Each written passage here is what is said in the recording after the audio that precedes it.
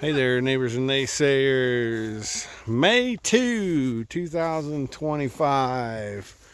I shot a video the other day. I wanted to check diversity. I think I've done two now, but walking right down the polywire. I was on the opposite side when I shot the video the other day.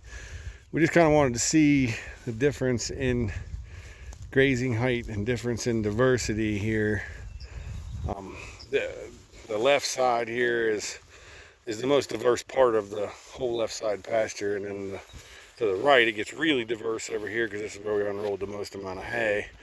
But stocking rate change here was double, so the paddocks are half the size, same number of sheep, and you can really see the difference. Of course, that again is mostly fescue, but just kind of looking at how they graze, their overall pattern. So let's see, I count backward. Today is Friday.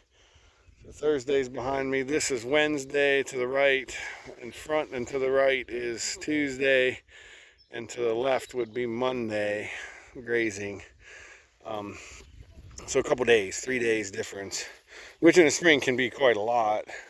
But the thing we determined here was we go by half the stocking or twice the stocking rate, and still we didn't overgraze, except for maybe this one little patch right here. We didn't overgraze the things we wanted, but we nipped the fescue plants a little. We got a couple orchard grass seed heads there, but we nipped most of the fescue. So we're setting it all back, and we're opening the canopy to let the things we want grow back again, and stay in a non-reproductive state.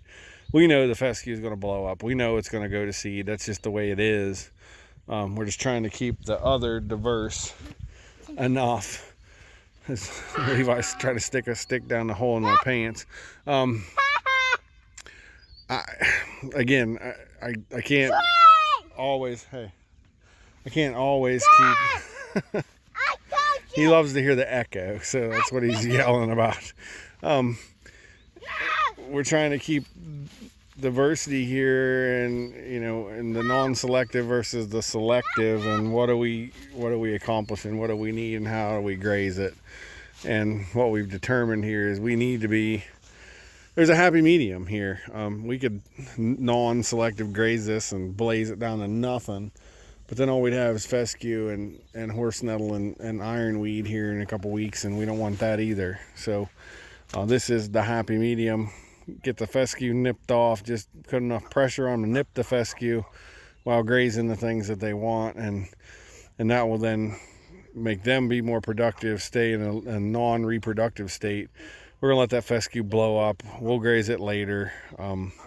The only thing that worries me is the odd clover or broadleaf plant that we want that's in among the fescue that they've grazed out. Now the fescue is going to shade it out, but you just got to take your losses. And this is just an ongoing look at what we need to be doing around here. We always need to be fostering diversity in this fescue. I don't think there's ever a time where we can let our guard down and just not. We got to constantly be looking for places we can put clovers and broadleaves in this fescue, and even other grasses, Italian ryegrass, orchard grass, perennial rye if it's wet enough, just to space out the fescue. Again, I'm not a fescue hater. I want some fescue, 30-40%, but we got to continually work to keep diversity in the pastures, and in this way I think we're doing a good job. And we unrolled hay here and seeded it, and that's how we got the diversity.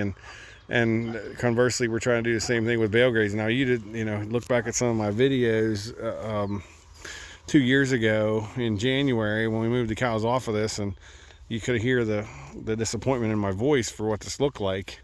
But this is what comes back then after we go through that. So again, I say, some disturbance isn't a bad thing.